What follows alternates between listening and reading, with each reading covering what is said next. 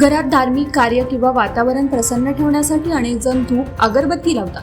मात्र थोडीशी निष्काळजीपणा मोठी दुर्घटना घडवू शकते. अशीच एक घटना पुण्यातील फातिमा नगर भागात घडली.